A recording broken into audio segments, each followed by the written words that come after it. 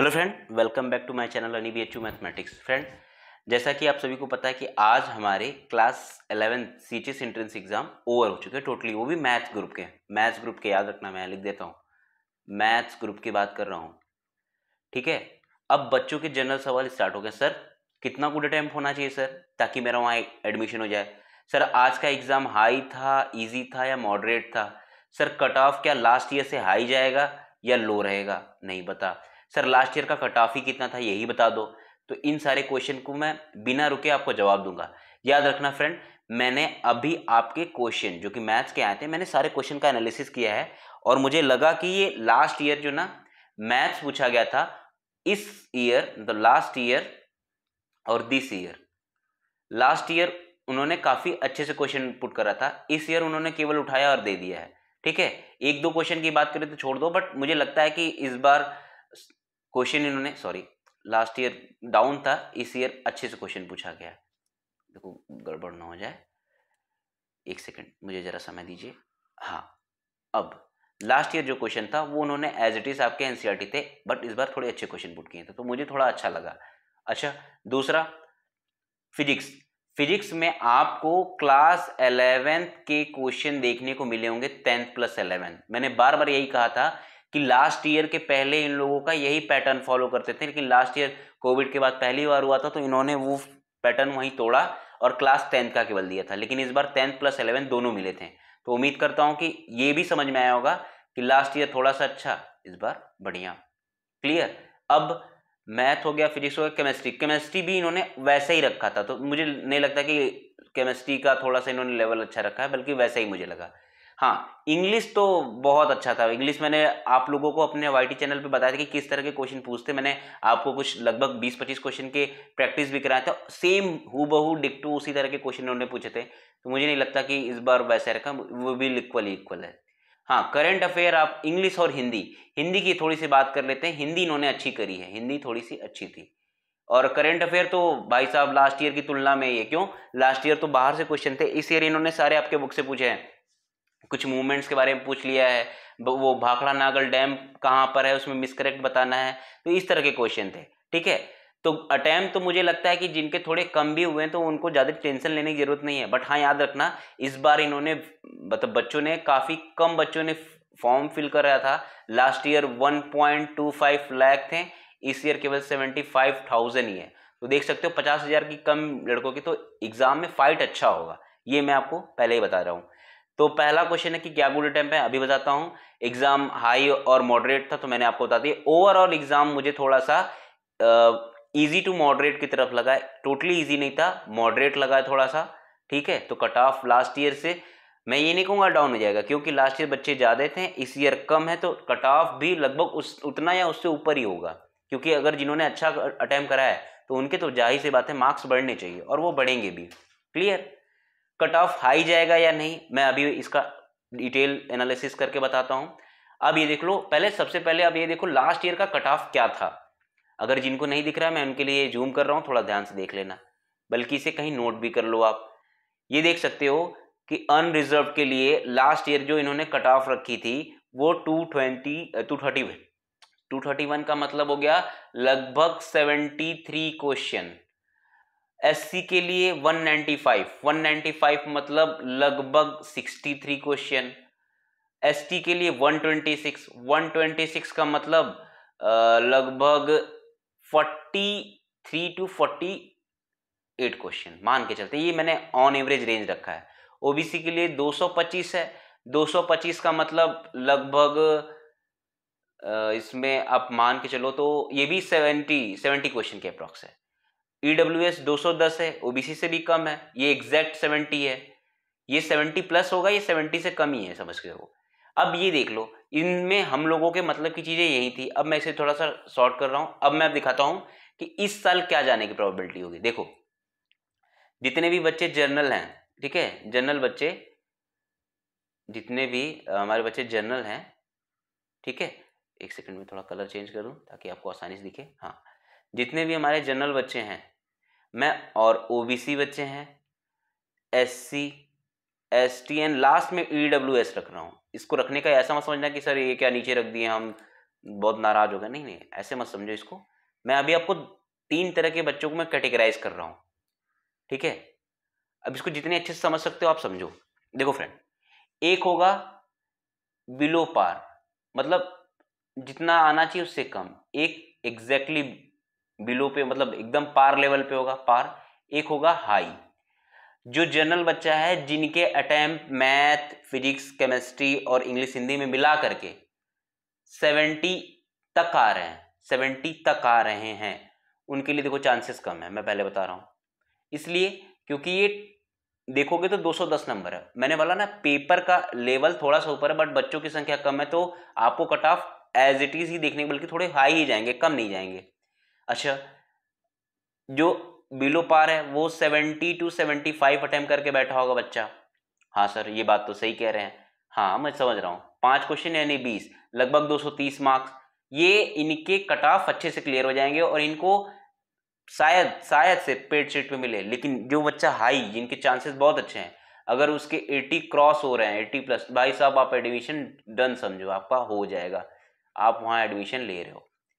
यही बात ओबीसी पे लागू होती है, क्योंकि ओबीसी का कट ऑफ 223 का कट ऑफ है, यहाँ लिख रहे हैं, आपके यहाँ पे 231 थे, यहाँ 225 है, तो यानी मान के चलो आप 7-21 लगभग 71 क्वेश्चन थे।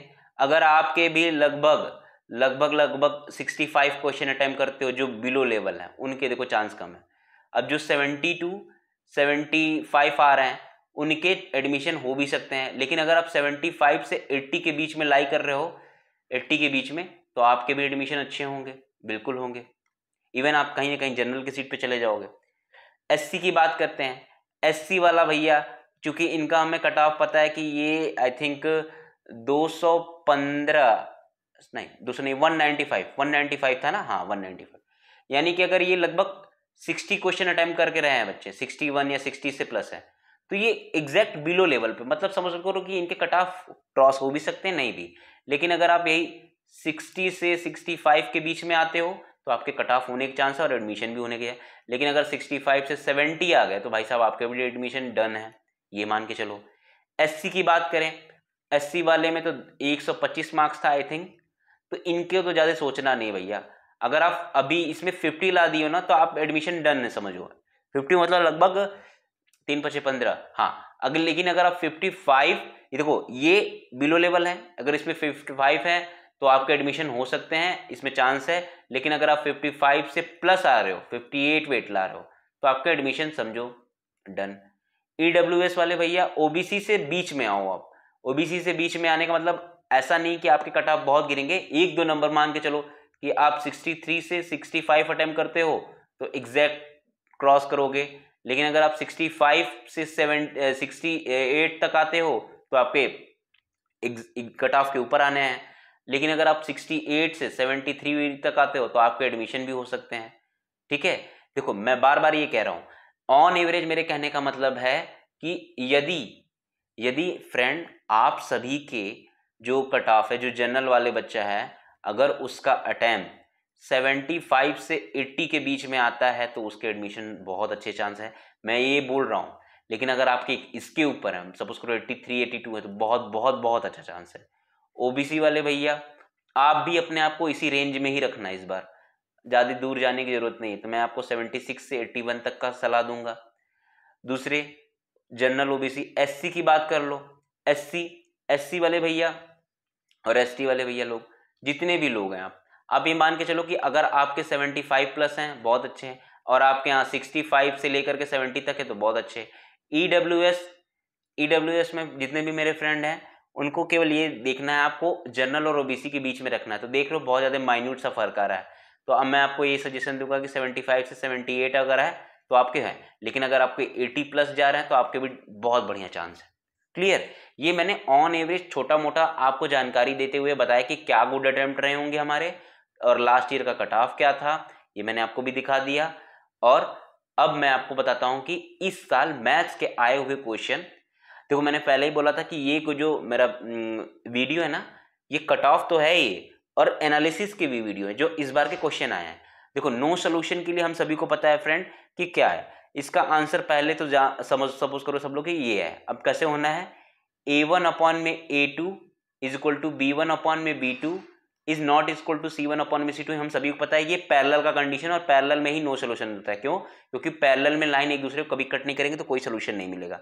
यहाँ आप सॉल्व करोगे तो k की वैल्यू इज इक्वल टू 6 आएगा, यानी अगर k की वैल्यू 6 होगी तभी तो हमारा ये कंडीशन फुलफिल होगा। तो हमें 6 चाहिए, k इक्वल टू -6 करेंगे तो ये इसके इक्वल हो जाएगा, तो ये हमें नहीं चाहिए होगा। क्लियर है? यानी हमारा आंसर ये है। क्लियर? 7 का आंसर हम सभी का है 7। कैसे करना है इसको थोड़ा सा आइडिया ले लो, जनरलाइज कर लेता हूँ। देखो आपको क्या करना था, आपको बनाना था एक इक्विलेटरल, अरे sorry quadrilateral, A B C D. A B को आपको दे रखा था जो भी वर्टेक्स है, ए बी देख लेते हैं एक बार। ए बी सॉरी क्या क्या सॉरी हाँ ये रहा, ए बी है 6 1, ए है 6 1 और बी है 8 2, 6 1 8 2, यानी आपका ये 6 और 1 है, 8 और 2 है। इसका अगर आप डिस्टेंस फॉर्मूला निकालोगे तो √5 आएगा। यहाँ पे भी उसमें देखोगे तो एक्स वाई में दे रखा है तो √5 यानी 5 इक्वल टू समथिंग होगा। सॉल्व करोगे तो आपका आंसर आएगा क्या 7। ये सॉल्व किया हुआ है, मेरा सॉल्व किया हुआ, तो ये बिल्कुल करेक्ट आंसर है। ये वाला क्वेश्चन पता नहीं क्यों दे दिया, मुझे नहीं समझ में आ रहा है। देखो ये 256 है, इसके ऊपर 0.16 है और ये 0.09 है। ऐड कर लो क्योंकि मुझे पता है अगर बेस सेम होता है तो पावर ऐड हो जाती है, तो ये 0.25 हो गया। 0.25 को हम लोग 1/4 लिखते हैं। 256 के ऊपर 1/4 अगर हम पावर ऐड करते हैं बाबू तो ये कुछ और नहीं 4 शो करता है। क्या शो करता है? 4। आंसर यही है और कुछ सोचना भी नहीं था। सोचो इतना आसान क्वेश्चन था, इसीलिए मैं बोल रहा हूं ना कि लास्ट ईयर जो क्वेश्चन था वो इन्होंने ऐसे ऐसे पुट कर दिया था, लेकिन इस ईयर के कुछ क्वेश्चन बहुत अच्छे हैं। ठीक है, जैसे कि देखो ये क्वेश्चन, ये जिन जिन बच्चों को क्लास 9 पे इन्होंने वैल्यू पढ़ रखी होगी उनके लिए तो बहुत आसान है।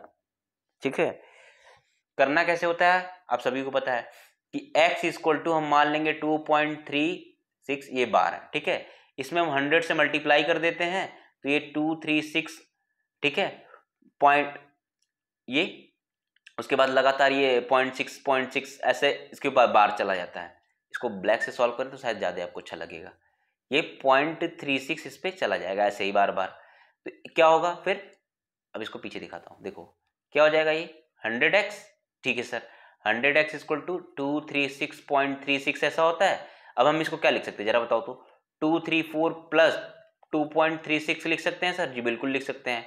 और हमको पता है कि ये हमारी वैल्यू x की है, तो ये 100x equal to 234 plus x, इधर लेके आओगे तो ये 99x हो जाएगा और ये 234 बचेगा। x इक्वल टू 234 अपॉन में 99, कैंसिल करोगे तो 3 सते 3 9, उसके बाद 3 2 जा 3 6 जा, ये देखो इसकी वैल्यू आई है। ये एक साइड का मैंने सॉल्व करा है। इसी तरह आप दूसरे को सॉल्व करोगे तो आपका जो आंसर आ रहा है वो है फ्रेंड आपका ये, इसको सॉल्व कर लेना। ये भी निहायत ही आसान क्वेश्चन था। इसमें दो कंडीशन बनेगा, मैं आपको दोनों फुलफिल करके दिखाता हूँ। देखो a प्लस 1 में a plus 2 is equal to -2 और +2, ये दो कंडीशन बनेगा जब आप इसको सॉल्व करोगे।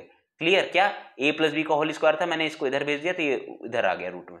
अब इसको जब हम दो अलग अलग कंडीशन से लेते हैं, एक सेकेंड थोड़ा सा मैं इसको आपको बैक पेज पे समझा देता हूँ।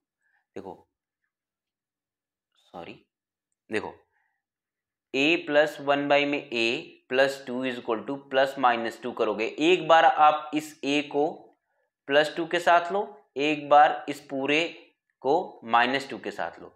जब एक बार आप +2 के साथ लोगे तो ये 0 हो जाएगा, और एक बार जब आप -2 के साथ लोगे तो ये आपको -4 दिखाई देगा। यही है ना? अब एक बार चेक कर लो। ठीक है, हाँ यही है। अच्छा, अब इसमें क्या नया मिलेगा? हमसे पूछा क्या, पहले ये तो चेक कर लें। हमसे पूछा है a² प्लस 1 में a²। यहाँ आइए दोनों साइड का स्क्वायर कर देते हैं। यहाँ 0 मिलेगा तो यहाँ मुझे शायद आंसर मिलने वाला है -2। a² plus b² plus 2ab करोगे तो ये प्लस उधर जाके -2, इधर करोगे a² प्लस 1 में a² प्लस 2 होगा, 2ab से a से कट जाएगा, और यहाँ देखो तो 14 का स्क्वायर, 4 का स्क्वायर 16 होता है, ये जाकर के इधर क्या हो जाएगा 14। क्लियर है? ये हमारा 14 आ रहा है और -2 आ रहा है। जाओ देखो क्या मिलता है, 14 और -2 आंसर 14। देखो इतना ही इजी था, इतना ही तेजी के साथ करना भी था। ये वाला तो बहुत आसान है। अब जिन जिन बच्चों को भाई साहब ए ब्रैकेट में ए स्क्वायर माइनस बी स्क्वायर का फॉर्मूला नहीं याद है तो वो तो नहीं कर पाएंगे ना। सॉरी, एक ब्रैकेट में ए प्लस बी, एक ब्रैकेट में ए माइनस बी। देखो क्या करना था, ये ए स्क्वायर हो गया, ये पूरा का पूरा लिखा क्या बता दूं, ये लिखा है 1 प्लस एक्स का होल स्क्वायर और पूरे का बाहर में माइनस का स्क्वायर। बस ये देखो, एक ब्रैकेट में ए प्लस बी, एक ब्रैकेट में ए माइनस, माइनस करोगे सबका मल्टीप्लाई हो जाएगा। बस इतना ही आसान है। क्लियर? ये वाला क्वेश्चन महा इजी महा इजी महा इजी है। अगर आपने क्वाड्रेटिक इक्वेशन पढ़ रखा है, करना क्या बता देता हूं। एक बार x इक्वल टू 2 को इसमें पुट करोगे तो आपको मिलेगा 4 प्लस 2a प्लस बी। एक बार x इक्वल टू -1 को इसमें पुट करोगे तो ये 1 हो जाएगा 1 plus a plus B. Clear है?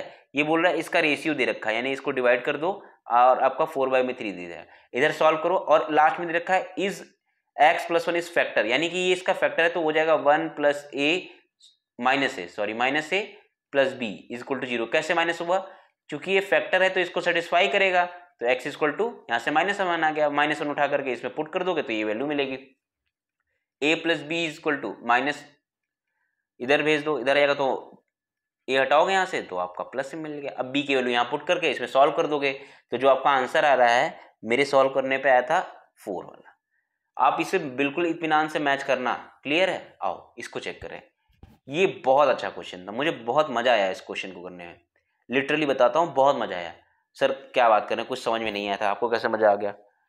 करना क्या था, देखो आपको बोल रखा है कि सिलेंड्रिकल वेसल रेडियस 4 का है। अच्छा तो ये वॉल्यूम बताओ तो जरा, सिलेंडर का वॉल्यूम क्या होता है? सर नहीं पता, यही तो बात है, पाई आर स्क्वायर एच। हमें एच नहीं पता तो एच को एच ही मानते हैं। आओ, पाई की वैल्यू पता है? पाई नहीं पता सर। आर की वैल्यू कितनी दे रखी है? 4, यानी कि 16h, ये पता चल रहा है? जी सर। अच्छा इसको याद रखना, नहीं समझ में आ रहा तो मैं पीछे आपके लिए लिख देता हूँ। यहाँ वैल्यू आई पाई 16 इंटू एच। अच्छा इसी में जितना पानी भरोगे, वही तो बोल रहा है कि पानी भरने के बाद ये आपका बराबर हो जा रहा है। एक सेकेंड, हाँ ये बोल रहा है इतने वाले सिलेंडर में जिसका रेडियस 4 है उसको हम सॉलिड स्फीयर जिसका रेडियस 3 है क्या कर रहे हैं, उसमें फिल कर रहे हैं। ठीक है, तो वो पानी उसको कंप्लीटली मर्ज हो जा रहा है। आओ देखते हैं कितने पे उठता है, यही पूछ रहा है ना। इसकी वैल्यू क्या होती है? 4/3 पाई आर क्यूब। आर की वैल्यू उसने शायद 9 दे रखी है, यही ना, है कि नहीं? और ये पाई से पाई कट गया। एच की वैल्यू कितनी हो जाएगी? 9/4 क्या, आई थिंक, हाँ आई की वैल्यू 3 की वैल्यू है 3। देखा कितना आसान था। मैंने क्या किया, नॉर्मल सा क्वेश्चन था, इसका वॉल्यूम का फॉर्मूला दोनों का पुट कर दिया। क्योंकि जितना वॉल्यूम ये है उतना ही तो फिल करोगे, उससे ऊपर तो जाने वाला नहीं है, तो एच निकल आएगा। अब दूसरा क्वेश्चन देख लो, रेडियाई ऑफ 2 सिलेंडर। ये तो बहुत निहायती, अरे यार ये मत पूछना मेरे से। उम्मीद करता हूँ कि आप सही किए होगे, मैं इसका आंसर सीधे पुट कर रहा हूँ। अगर लगता है गलत है तो कमेंट करना, बट ठीक है। आओ इसको चेक करें, ये वाला क्वेश्चन। कहोगे सर ये क्वेश्चन क्या करवा रहे हो, ये भाई देख लो, मतलब आया वो क्वेश्चन है, ये बहुत ईजी क्वेश्चन है। देखो ये सारा का सारा आपके एग्जाम्पलर का क्वेश्चन है। अगर यकीन ना हो तो आप अपने एनसीईआरटी प्लस एग्जाम्पलर को चेक कर लेना, उसी में मिल जाएगा। x+2 एक फैक्टर है किसका, इसका और इसका, इसमें दिया है तो पूछ मत करो ना फैक्टर का मतलब क्या होता है, इसको सेटिस्फाई करना चाहिए। चलो पुट करके देखते हैं। x+2 है यानी x इक्वल टू -2 हो जाएगा। -2 को हमको इसमें पुट करना है, तो 4 - 2a plus 2b is equal, ये वैल्यू मिल गया यानी 0 के बराबर होना चाहिए। तो मिलेगा क्या, मिलेगा ये है कि b - a is equal to 2 और यहाँ क्या है a plus B is equal to 4। जरा सॉल्व करके देखो तो a से कट गया, b इज इक्वल टू क्या मिल गया आपको, बताओ जरा, तो कोई तो बताओ, b इज इक्वल टू क्या मिला? सर कुछ तो गड़बड़ हो गया, एक सेकंड चेक कर लेने दीजिए। तब ये हो गया, ठीक है, यहां मिला 2b - 2a, एक second, 2b - 2a is equal to -4। हाँ सर यही मिला। हमें क्या किया, b - a is equal to -2 कर दिया। जी सर। अब क्या करो, a plus B is equal to 4 कर दो। जी सर। ऐड करोगे, चला गया, क्या मिला, 2b is equal to +2। Okay, b is equal to +1। अच्छा b इज इक्वल टू +1 मिला, आप कहीं भी पुट कर दो आपको वैल्यू मिल जाएगी यार। b is equal to 1, a is equal to 3, b is equal to 1, a is equal to 3। मिला कि नहीं आंसर, ये बताओ पहले। जी सर मिल गया। तो देखा, इसी तरह सॉल्व करना था केवल, और कुछ करना नहीं था। ये क्वेश्चन देखो, the ratio of volume of cylinder, cone और हेमिस्फीयर। भाई ये जिसको नहीं आता तो फिर बहुत दिक्कत की बात है। सर क्या बात कर, अच्छा, वॉल्यूम ऑफ सिलेंडर किसको पता है, मैं यही लिख दूं, अभी इरेज कर देता हूं। चलो, वॉल्यूम ऑफ सिलेंडर है पाई आर स्क्वायर एच यहां, और कौन का होता है 1/3 पाई आर स्क्वायर एच, सही कह रहा हूं जी सर। और हेमिस्फेयर का क्या होता है 2/3 पाई आर क्यूब, चूंकि बोल रखा है सब सेम है, यानी कि ये सब कुछ कट जाएगा, ये भी ये भी ये भी, बचेगा क्या 3:1:2। अब देखो 3:1:2, यही आंसर। कितना आसान था, बहुत ज्यादा हार्ड था क्या, केवल फॉर्मूला लिखना था, आ गया। सरफेस एरिया ऑफ एडजेसेंट, ये बहुत अच्छा क्वेश्चन था, बहुत ज्यादा बढ़िया क्वेश्चन था। उम्मीद करता हूं कि आपको लोगों को समझ में आया होगा। सर नहीं समझ में आया तो और देख लेते हैं। देखो ये लिखा है L इंटू, इसको पीछे में बताता हूँ। देखो क्यूबॉइड हम सभी जानते हैं, जी सर जानते हैं, थोड़ा गंदा बनेगा, मजाक मत उड़ाना। ये और ये है। इसके फेसेस कितने हैं, यहाँ एक फेस, ये एक फेस, ये एक फेस, सबका अलग अलग एरिया दे रखा है। तो L into B plus B into H plus H into L is equal to, ये सब अलग अलग दे रखा है। और हमको पता है क्या, उसका क्या फॉर्मूला होता है, L into B into H, है ना। आइए देखो ये क्या है, ये 14।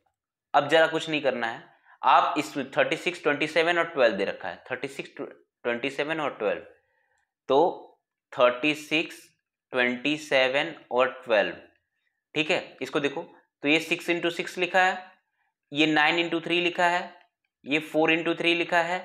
तो जो पेयर बन रहा है, और ये वॉल्यूम का भी तो फॉर्मूला निकल के आया, L into B into H, दिख रहा है आपको, क्यूबाइड में होता ही है फॉर्मूला इसका। तो 6 और यहाँ पे 9 और यहाँ पे 2, ठीक है। 6 दूनी 12, 9 108, आंसर कितना हो गया 108। क्या आया आंसर 108 आ गया है answer. Which of the following material is the most suitable material for making, ये मैंने अपने क्विज में कई बार कराया, मैंने अपने वाईटी पे कई बार कराया, देखो आया हुआ क्वेश्चन। यानी इसमें बहुत से अच्छे मुझे लगा कि यार ये तो मैंने पूछा था क्वेश्चन बच्चों से, ये क्वेश्चन भाई साहब पता नहीं, देखो गलत करने वाले से करेंगे और दिखाएं। देखो थोड़ा अच्छा सर्किल बना दें क्या, हाँ सर बना देते तो ज़्यादा अच्छा रहता। देखो आओ सर्किल से ही स्टार्ट करते हैं। देखो फ्रेंड, एक ये है और दूसरा ये, एक सेकंड थोड़ा सा उसको और पास ले आए, ये सही है, ओके जी सर। अच्छा इसमें मैं क्या बताना चाह रहा था आपको, ठीक। आओ अब क्वेश्चन देखते हैं। ये क्वेश्चन था कि भाई साहब एक बार बताइए, मेरे घड़ी में ना 3:25 हो रहे हैं, अच्छी बात है। 3:25 होने का मतलब कि 3 की सुई कुछ इधर मूव कर रही होगी नीचे की तरफ, और 25 का मतलब कुछ इधर रहा होगा, यही ना। अच्छा अब जब इसका आप प्लेन मिरर में देखोगे ना, तो जैसे ये नीचे है ना, वैसे ये भी नीचे ही होगा, ऐसा नहीं कि ऊपर चला जाएगा और ये इधर की तरफ मूव करेगा, यही है ना। इमेज देखो तो ये इधर ये इधर, तो भाई ये 9 से नीचे कब होता है, जब 8 वाट बज के कुछ होने वाला है, 9 भी नहीं बजे, तो 8 ये इधर हमारा 30 है, तो 5 मिनट आगे क्या 5 मिनट पीछे, तो 8:35 हो रहा है। ये इतना आसान क्वेश्चन तो मुझे समझ में दिया क्यों था, ये देखो आंसर है, देखा। ये मैं सब लेके चल रहा हूँ, मुझे अच्छा लगा इसलिए बीच में डाल दिया। अब ये क्वेश्चन तो भाई साहब करने वाला मतलब क्या ही कहे, मैंने बहुत पहले ही कहा था कि इस तरह के क्वेश्चन का आंसर 0 और 1 में ही आता है, चाहे आप नाक रगड़ लो उसके बीच में से बाहर कुछ देंगे नहीं। जितने भी ट्रिग्नोमेट्रिक, मैंने लास्ट ईयर भी यही बात बोली थी, इस बार भी यही। देखो जिनको नहीं समझ में आता वो इनको चाहो तो, चूंकि ये सारा का सारा राइट एंगल ट्रायंगल में खेला जाता है, तो आप मान के निकाल सकते थे कि cos theta equal to base upon में हाइपोटेनस, ठीक। और यहाँ पर आप इसे निकालते तो शायद आपका आता √5, चूंकि इसकी वैल्यू कम है। अब देखो वैल्यू पुट करते हैं, cosec थीटा इक्वल टू क्या होता है हाइपोटेनस अपॉन में बेस, यानी 3/2 का होल स्क्वायर, 2 इंटू 3/2 यानी 9/4 plus 2 into tan theta equal to height upon में बेस यानी √5, यानी 5/4 हो जाएगा। अच्छा ये देखो कट के 2 हो गया, ये भी कट के 2 हो गया, 9 और 5 कितना